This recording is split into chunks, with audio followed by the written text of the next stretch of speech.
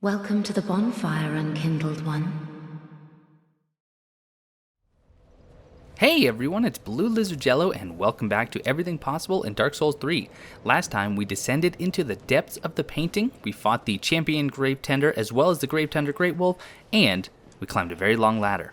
This time we will be heading into the Corvian settlement, but first I have a couple of missed items that I need to go and collect. So we're starting from the very first bonfire, and I'm going to speed this section up.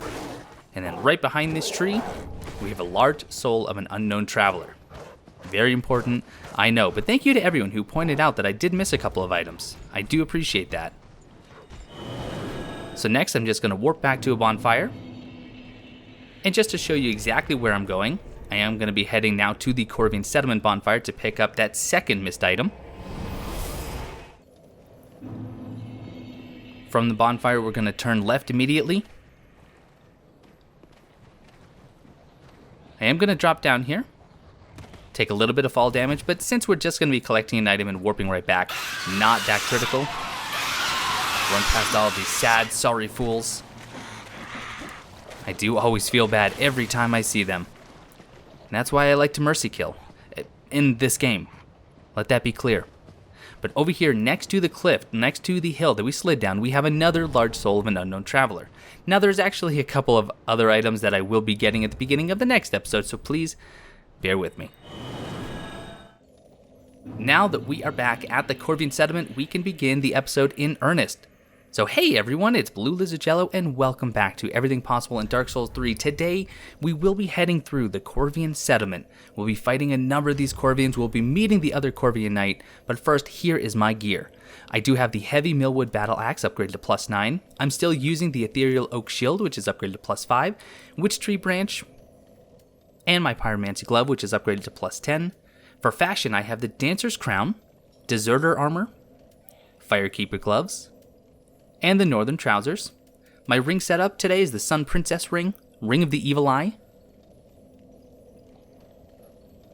the Sage Ring, and the Knight's Ring, just to give me an extra boost in damage for the Millwood Great Axe. And as far as consumables go, I did add moss fruit and a couple of the moss clumps to my hotbar. We'll see just how effective they are here in just a little bit. And then I do have some pine resin bundles, and I have dual charms. We'll be using that at the end of the episode, but again, spoiler alert, not too effectively. And if you want to check out my stats, they haven't changed in a while, but here they are. Go ahead and pause the video.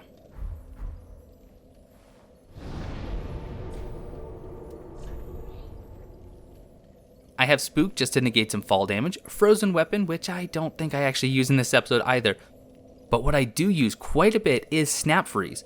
Every time the Frostbite procs, it does do considerable damage, and it works very well with Fire Surge. The way it works is, and I explained this briefly in the last video, once Frostbite procs, you have to wait for the frost meter to go down unless you hit them with a fire attack. I'm going to use this a couple of times, and you'll be able to see, if you use it correctly, it can do a lot of damage extremely quickly. Now, many of these enemies, they're just so slow that even though they could attack, you could run past them and they would never even land a single blow on you, but as I've stated more than once, I just feel guilty. These doors at the bottom of the houses, both of them are going to say does not open from this side, so we have to find a way inside the building and then drop down. Preparing myself with some moss fruit, which doesn't really work. What we have here is a Corvian who's going to cause toxin to build up. The problem is, when you take a moss fruit, it does cause many of your meters to build up slightly because that's the additional resistance that it's offering. But it does make it so you will get toxin almost as quickly. But I used it just because, well, frankly, I've never used a moss fruit. Heading inside this building, we do have an ember on this corpse. And now, we did see a portcullis in one of the last episodes, so we're going to be making our way there. Now, up this next hill, you have to be very careful. See all the Corvians up there? If we get too close, a Corvian Knight is going to drop down, start slaughtering them, and then turn his attention to us. Just making sure none are about to drop on my head. So I'm going to go on this bridge. We're going to be crossing this more than once. Casting Spook so I don't take any fall damage. You can see we have one of those sewer centipedes at the bottom. Might as well add some extra damage here. Plunge attack, nearly take her out completely. With her dead, run in the back, and we do have a simple gem, good for that simple infusion, for that casual, that slow FP buildup. Opening up the portcullis here, now we are going to have to fight that Corvian Knight that we fought last time, the ones with the Talons.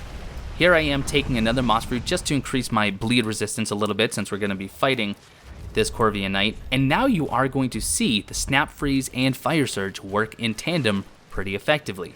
It's not perfect because he doesn't like to sit still, but just watch what happens. I cast Snap Freeze.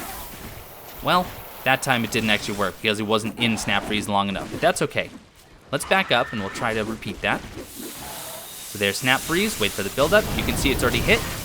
And now that I've used the Fire Surge, you saw he already got hit with the Frostbite a second time extremely quickly. So let's see if we can do that again. There's the Frostbite, there's the Fire, and there's the Frostbite again. And there's again a third time in a single cast of Snap Freeze.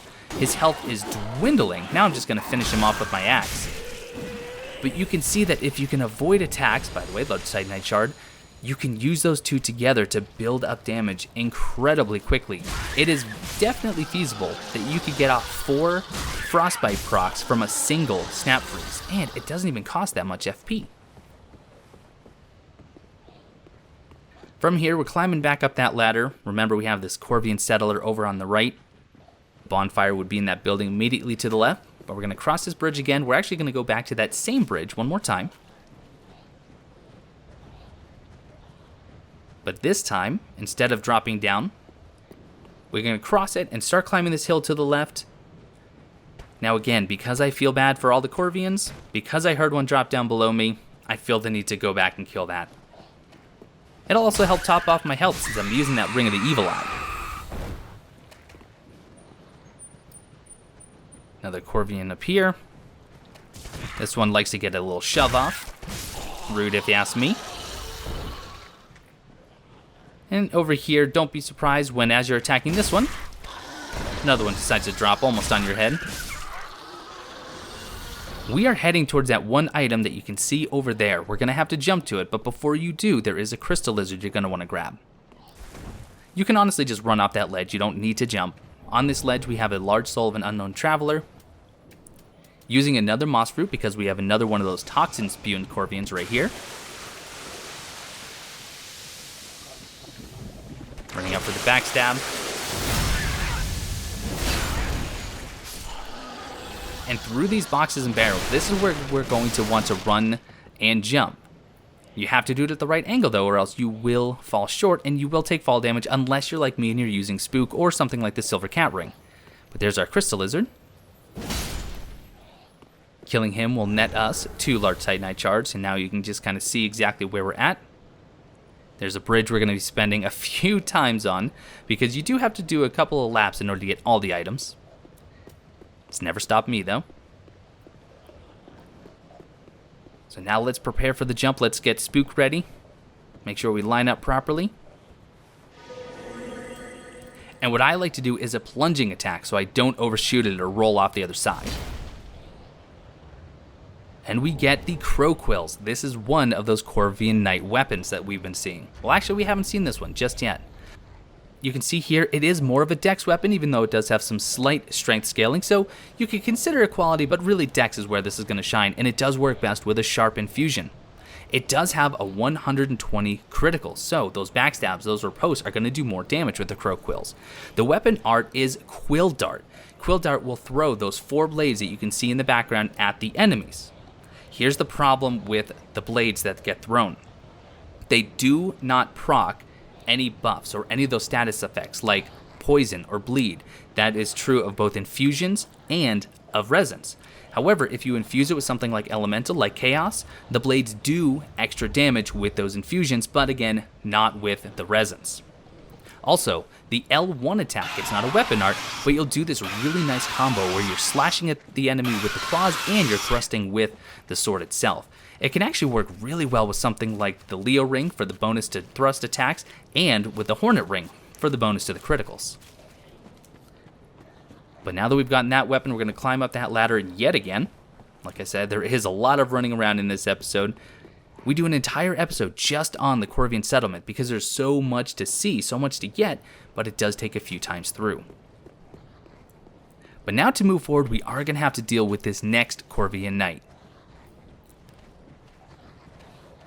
can see some of these truly sad Corvians. I'm ignoring them for now because he's going to do some of our dirty work. And this is where the Millwood Battle Axe truly shines. Look at the weapon art. The stun is just incredible. Very easy to use that weapon art, get a single attack off, maybe two, and then circle around for the backstab. And frankly, you can just keep them stun locked for most of the time. You can see that he is armed with the Crow Quills, that weapon that we just picked up. But there he is, dead.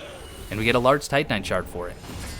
These enemies can be incredibly daunting if you don't use strategy. Again, Alluring Skulls, Rapport, work great on them. But so do some of the weapon arts that can stun your enemies. Yet another device that doesn't open from this side. Now, I'm running down here because I know that you can jump onto these rocks. I've done it. In fact, in my blind playthrough, I figured out that you could do this. So I decided I was going to show it off. So I decided I was going to show it off. And then I decided you could figure it out on your own. I don't know what I was doing wrong. Maybe it was the angle, maybe they patched it. They probably didn't. That's not really their forte. We're gonna hop down here. Inside this building, you can see all the rot indicative of these giant flies, all these eggs that they've been laying. We do have a dark gem. Running back outside, very carefully traversing this narrow ledge because there are some Corvians that will drop on you. You can see that one above. And there's also some that are gonna try to shove you off, so be wary of that. And there's the belly flop. Have to laugh every time. And there's one shove off the cliff. Come on. There it is. Completely unnecessary backstab off the cliff. We have this one Corvian laying down who's going to scream at you. And I thought I would be a little bit cheeky here, and I figured, hey, I bet I could get Snap Freeze through this hole. I don't even just try once. No, just aim it up. You can absolutely get projectiles through there, but I'm just assuming that some of the spells will get caught on those rocks. But hey, now I know.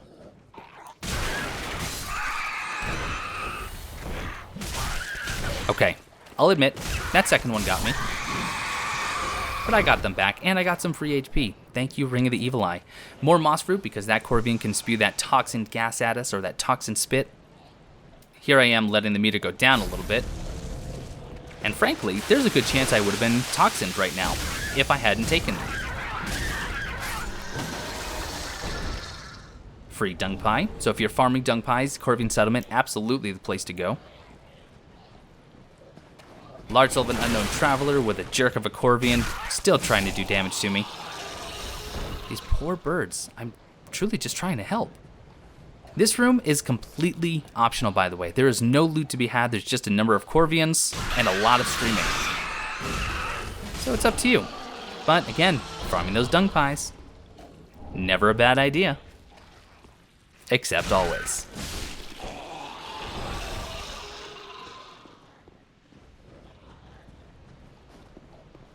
This is where we begin doing a lot of runbacks because there are so many different ways to go. We're also going to be opening up some of those doors that didn't open from the other side that we saw previously. We're also introduced to a new type of Corvian. These ones are Corvian Sorcerers. You could see they were just about to fire their little soul arrow. They can also do a version of homing soul mass. But don't worry, we're going to see that and just how effective it can be against someone like me in just a minute. Dropping down here, while there's no loot in this building, there is one of those doors that we saw. And now we have a shortcut directly to the bonfire you can see over there in that building, onto the rooftops. Very convenient since we'll be running around.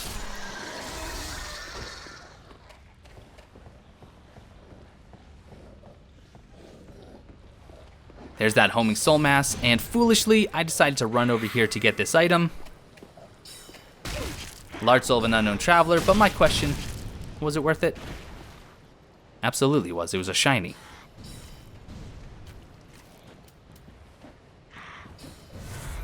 Climbing up this ladder for a second time in this episode. Or is it a third? No, I think it's second. I'm honestly losing track of how many times I've climbed up some of these ladders. Ashes of Ariandel, the DLC of ladders. Killing this trio just because, well, frankly, they're there. And we're going to go back into that building that we just opened up, back up the ladder, so we can continue our adventure on the rooftops of the Corvian settlement.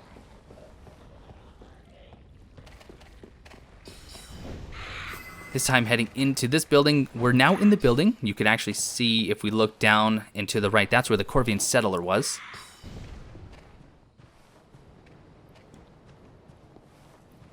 Heading around the back, I thought there was an item here. I'll be completely honest. Now I'm just admiring the view because I was going to pretend like I was just over there to look at the trees, but why would I do that in a walkthrough? Nope, let's just be honest. Thought there was an item there. We're running down this wall because these planks will let us onto this rooftop for the second weapon of the episode. Getting my snap freeze and fire surge ready just to show how fun it can be. Watch how quickly I take out these two Corvians. And I just keep swapping in between the two. Nearly got him with one cast of snap freeze. Both of them deceased. On this corpse, we get the Crow Talons, the second Corvian Knight weapon. Just like the Crow Quills, this is yet another dex weapon, but you can see the critical is 110, not 100, so it is higher than base, but it also has 30 bleed buildup per attack.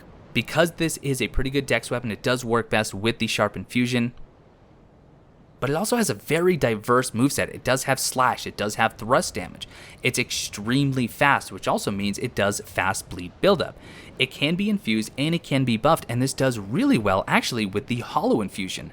So the Hollow Infusion, when you are hollowed and you have the Hollow Infusion, depending on its upgrade level, you can actually get up to +5 free luck, and you can do that with an item in both your left and right hands for a free +10 luck levels. That luck will help your bleed build up even faster. So a Hollow Infused Crow Talons with high hollow, with high luck, and with the Carthus Rouge, you will be bleeding incredibly quickly. In fact, I do plan on showing that off in one of these episodes. But now I'm climbing up this ladder. I've already killed 2 of the sorcerers. We have a couple more here. And let's just get fancy with a plunge attack. Didn't even kill him though. A bit disappointing.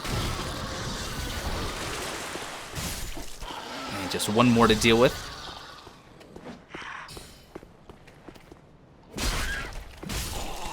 The item that you see over there on that rooftop, we're going to be jumping onto that roof.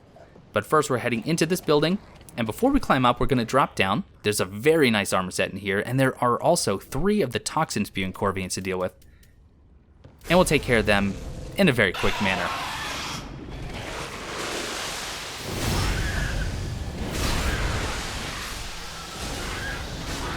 Thought that 2 hits was enough. Realized with this backstab, it was not. But that's okay, 1 more slash will do it. And over here on this corpse, we get the entire Slave Knight armor. If this armor looks familiar, this is the armor that the NPC was wearing just outside of the entrance to the Ashes of Ariandel DLC. This is the armor belonging to Slave Knight Gale, a cloth hood issued to Slave Knights colored red to vibrantly signify their stature. Long ago, only the undead served as slave knights, warriors used as fodder in the bleakest of battles. They grew decrepit, their skin charred black and their bones twisted. Eventually they went outright mad, but were never relieved of their duty. This accurately describes Slave Knight Gale, that NPC, and we'll be dealing with him more and more as we make it to the Ring City DLC. Picking up that dung pie that wasn't there previously, it was just on the corpse of one of the Corvians that fell off the rooftops. And now back up that ladder. You can drop down onto this ledge to get back on the roofs via this ladder. And heading to the tower, this time instead of dropping down, we will climb the ladder to go up above. And you are about to see some of the cleanest, some of the most professional attacking I've ever done in my Soul's career. Because you see that Corvian Knight hanging from the ledge? With the Crystal Lizard taunting us on the bridge? What if I told you I was able to dispatch both of them simultaneously without taking any damage? Would you believe me? You'd be foolish to. Instead, the Crystal Lizard runs off the bridge. This Corvian Knight, as I taunt him, we freeze him a little bit for a single burst of Frostbite. Take some massive damage completely unnecessarily. Get attacked by his flurry, and then just let him get away. Like I said, clean, professional, BlueLizardJello. The nice thing is the Crystal Lizard actually hasn't despawned. So what we can do is, I'm going to use Spook so I avoid all fall damage. We're not going to drop down onto the Crystal Lizard, but we can do so in the tower. No other exit except the one in front of us. And from this rooftop, we could either walk down onto the ground, that's where that Crystal Lizard is, or we can jump from this roof onto the next. Scanning for the Corvian Knight, I actually thought maybe he had despawned somehow. But we drop onto this roof, and we get 3 rusted gold coins. That's actually it for the rooftops. We'll have to go back up again just to make progression. But finally I spot the Corvian Knight. There he is. So I figure, okay, there's a Crystal Lizard right behind the pillar. I can do this. I can do this clean. I can do this professional. I even equip some of my throwing knives just to get his attention. I figure if I can get the Knight to come to me, I won't have to spook the Crystal Lizard. I didn't realize that he was kind of stuck. So there's some free damage from both my throwing knives and the Frostbite. But he just won't budge. Well, might as well try and get some more Frostbite going. On second thought, if he's stuck, why don't I just kill the Crystal Lizard? Swing and a miss, get nice and close, and guess what? He wasn't stuck. He was just biding his time. But I was stubborn and I had to get that Twinkling Titanite, so now I can back up and reset this encounter.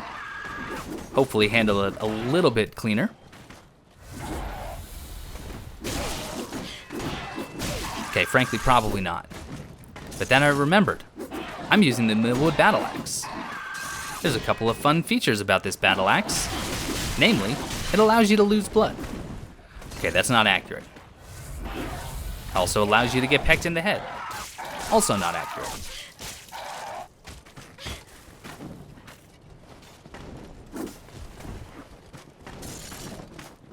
Trying to clear some space here. And then I remember the weapon art. And I can go to town. This variety of Corvian Knights, the ones with the Talons, they are easily stun locked. So as long as you have the stamina, you can just continue to deal damage. The other one eventually will poise through your attacks. With him finally dead, I got myself a large Titanite shard, and now we have to climb onto the rooftops one final time, this time to make progression.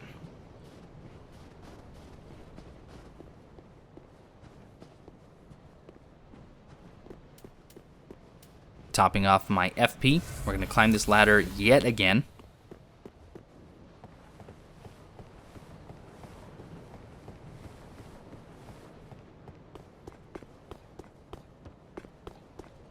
And heading into the tower to climb the ladder.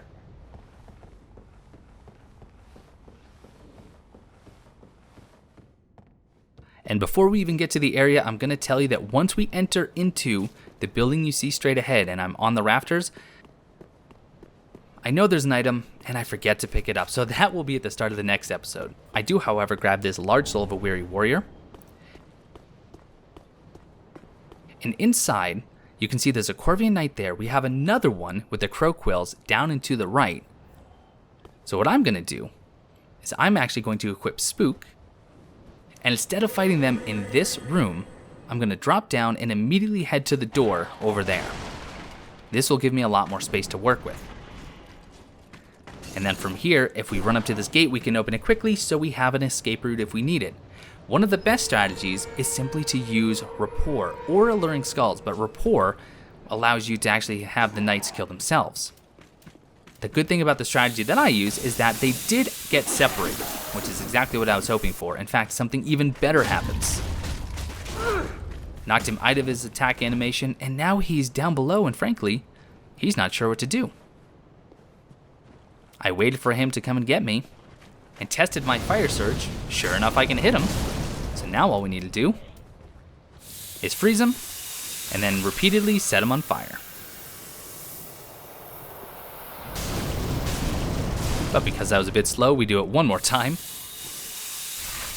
And you can see his health just absolutely disappear. So fast, so efficient. I really love this combo. He drops a large Titanite shard. Now this time we don't have to climb up anything because we did unlock the gate to that cathedral square. We do have one more knight to deal with. This one is that slightly more dangerous one with the crow quills.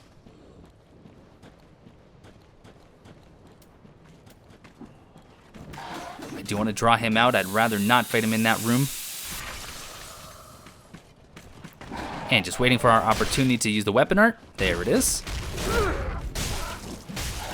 Could have actually used only one hit there. Just waiting for our opportunity either for a backstab or the weapon art. And you can see there when he jumps in the air, get out of the way because he's going to land with a downward thrust that will do a lot of damage. Using that weapon art again to great effect.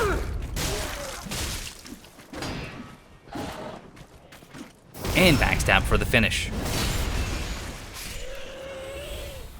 Gives us yet another large Titanite shard, and now heading into the chapel. There's a shiny up on the rafters that you can't see, but again, we're going to get that at the beginning of the next episode. But over here, hands down the best miracle in all of Soul's history, the Way of White Corona. The Way of White Corona is an offensive miracle that requires 18 faith to use, and it's a ranged miracle. Now what's offensive about it is just how terrible the damage is. The damage truly is one of the worst of the miracles. When I said it was the best, that was me being sarcastic. My apologies. Don't use this miracle. The only time you could ever use this somewhat effectively is throwing it at a large enemy, and you have to get your distance exactly right. The Corona works like a boomerang. You throw it out and it comes right back.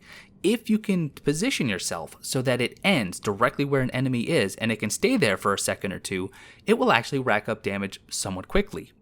But to throw this through an enemy, it's simply not worth it, even with all of the buffs that you could apply for miracles.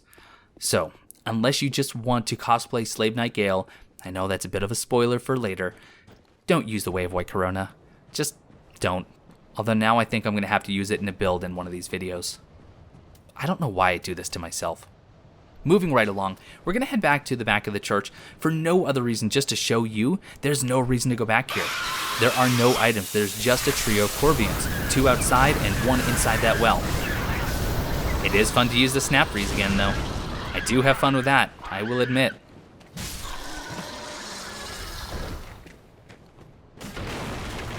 Taking a look inside the well, you can see it is not bottomless. You can actually see the corpse of the Corvian just barely. And we are nearly done with the Corvian settlement. We just have a couple of tree women to deal with and then one formidable enemy inside that building directly ahead of us. But because these are the Birch women, let's get some fire going, quickly dispatch them. Just 3 hits is all it takes.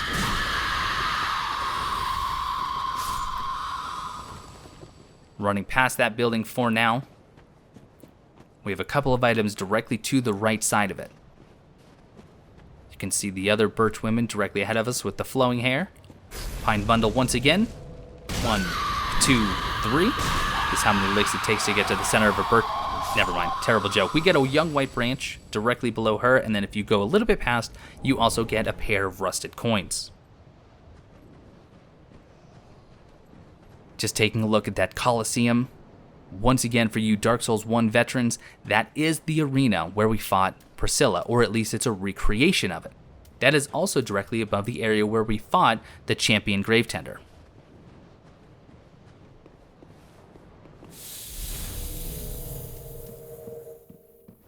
I've seen your kind, time and time again. Every fleeing man must be caught.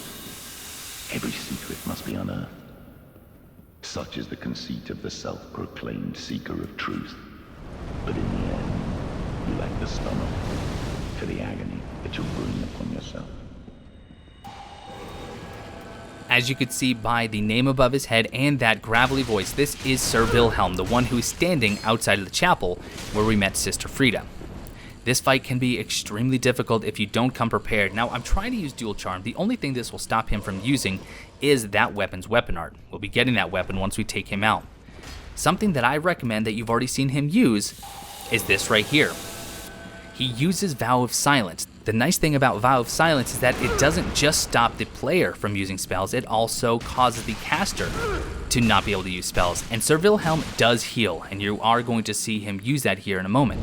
He will only use Vow of Silence if you actually attempt to use a spell, which you saw me use the Witch Tree branch to use Snap Freeze on, and that's why he pulled it out. You can see he was actually about to start healing there. He is using a weapon called the Onyx Blade, and he does have the Dark Hand, so he can do some blocking. But he can be parried, and if you're good at parrying, it is definitely one of the more effective ways of taking care of him. He can also be backstabbed. The problem is, he can also break your guard very easily. In fact, he'll even kick your shield to knock your guard down and then perform a very strong riposte. He also has incredible poise when he does perform his healing. You saw there, I was just wailing on him, and he was still able to poise right through it. So my tactic here is just to keep using the weapon art to stun him and then get a couple of hits in. Although he rolls more than most PvP players.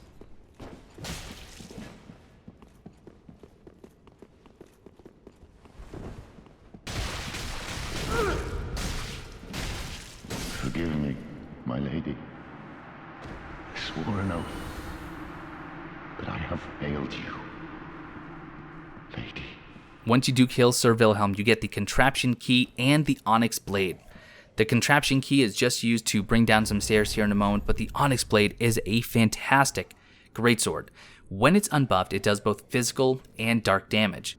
However, the weapon art, which is Elfrida's Black Flame, does add a third damage type. It actually does add fire damage. It's a flat 145 fire damage. Elfrida, the eldest among her sisters and leader of the Sable Church, bestowed this sword to her knight. Only the sword was a farewell gift, and acceptance signified the knight's resignation from Elfrida's service. So in my head, he didn't have this weapon when he was standing outside the church. He was given it by Elfrida when he was actually sent away to come and hunt us down. This greatsword does not scale all that well with either strength or dexterity, as you can see, but it does scale fairly well with both faith and intelligence. This is actually a great weapon in combination with a Pyromancer or a Dark build because you're probably already leveling those two stats. Using the Contraption Key, drops these stairs, and then heading topside, we do have access to yet another very interesting NPC. But first I wanted to take a look at this statue because I find it interesting that some statues in the game are beheaded while others are not, and I'm still trying to wrap my head around what the significance of that could be. I believe I feel the scent of ash upon thee. Thou art the one of whom Uncle Gale spoke, the one to show me flame. 'Tis good. When this is done, may I return. The door is open thanks to thee. 'Tis good. I'll head off to paint. I promised Uncle Gale I would. This is the painter, the one who is desperately trying to create a new painting. Uncle Gale, Slave Knight Gale, the NPC from outside the access to the DLC, is actually out searching for the pigment, but we'll definitely discuss that a lot more later. Once you've rescued her from this room, she's actually going to move into a room above the chapel where we met Sister Frida, or Elfrida. The ladder that we saw from the bonfire, if you climb that now, that is where the painter is going to reside. Heading outside and walking down these stairs, we have a bonfire. We can also open up this door. Why we had to run around is beyond me. Lighting this bonfire, and that is actually going to signify the end of this episode. So that is going to do it for this episode of Everything Possible in Dark Souls 3. I hope you learned something, and if you did, please leave me a comment below and let me know what you learned. And if I missed something, apart from the item on the rafters, let me know that as well, so we can all keep learning about this amazing game. But I want to thank you all so much for watching, and I will see you next time.